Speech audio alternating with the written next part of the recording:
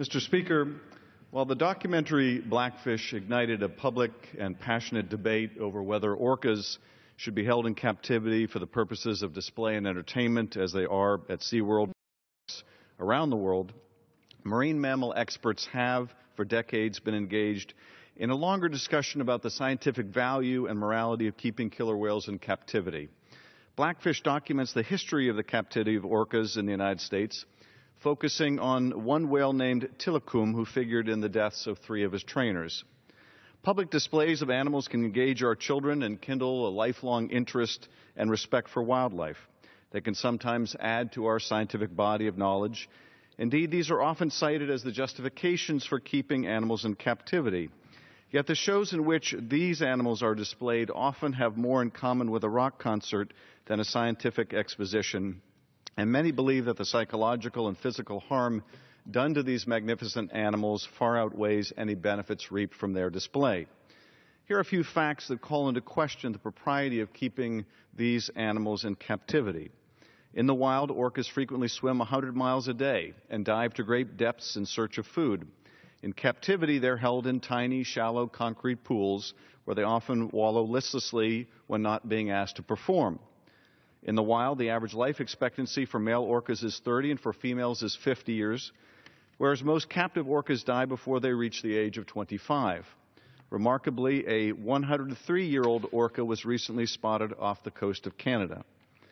In the wild, dorsal fin collapse is extremely rare, but all adult males orcas in captivity have collapsed dorsal fins. Many scientists attribute this phenomenon to the condition of their captivity, such as repetitive circular swimming patterns, gravitational pull from the spending of the vast majority of their time at the surface of the water, and dehydration. Marine mammals are some of the most intelligent non-human animals on Earth. They are highly social and live in matrilineal pods that can be as large as 40 individuals. Pod members are interdependent, and pods have often their own hunting techniques and communication styles that some argue are akin to language or dialect.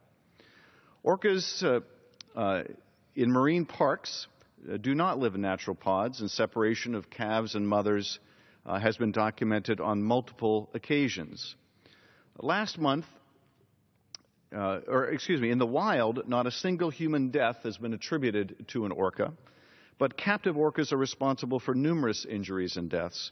Because of this, the Labor Department's OSHA office has conducted an investigation and issued new rules aimed at protecting human trainers and handlers of orcas by prohibiting those trainers from getting in close contact with the animals during the shows. These rules have recently been upheld by the Court of Appeals. Last month, my colleague Jared Huffman and I advanced an amendment to require USDA to finalize long-delayed regulations pertaining to the captivity of orcas. It's my hope that USDA will do so based on sound science and recognition of the harm these animals suffer in captivity, and not grounded in an effort to placate the interests of the industry that showcases them. We cannot be responsible stewards of our natural environment and propagate messages about the importance of animal welfare when our policies and practices do not reflect our deeply held principles. From my own point of view, I believe it's time to phase out killer whale captivity. This means no more captive breeding, no more wild captures. Orcas held in captivity now should live out their lives in their current habitats if they cannot likely survive in the wild. But with the death of this generation of captive orcas, we should draw a line. No more confinement in tiny tanks, no more forced social structures, no more captivity for our entertainment. High mortality rates, aberrant behavior among orcas, the consistent collapsed dorsal fins, and the tragic deaths of trainers themselves all point in the same direction: an end to the captivity of these majestic creatures. Mr. Speaker, I yield back.